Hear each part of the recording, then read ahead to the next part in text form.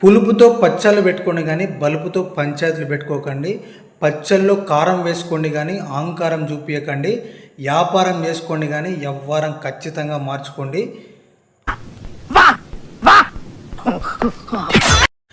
పచ్చిగా మాట్లాడిన పచ్చళ్ళ పాప అలేఖ్య పొట్టి బట్టల బిజినెస్ కాదు, అలేఖ్య చిట్టి పికిల్స్ బిజినెస్.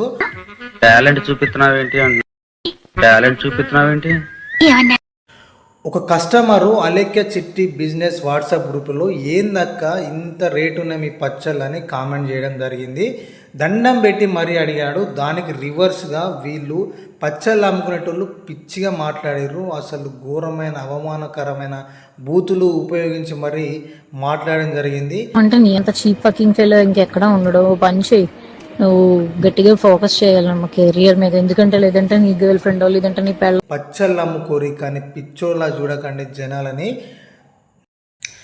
వేడి వేడి పచ్చళ్ళు చూపిస్తారు, జనాల్ని వేడెక్కిస్తారు, టాలెంట్ తోటి వాడి పడేస్తారు. పికిల్స్ షోయింగ్ కంటే పర్సనాలిటీ షోయింగ్ ఎక్కువ ఉంటుంది.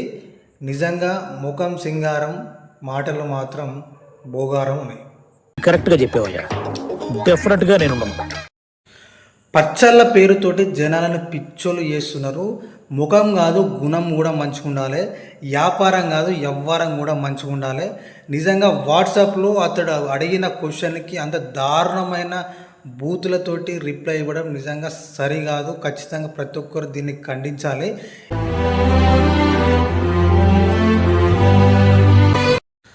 అలేఖ్య పచ్చళ్ళ షోయింగ్ బిజినెస్కి ఒక నమస్కారం. Thank you very much.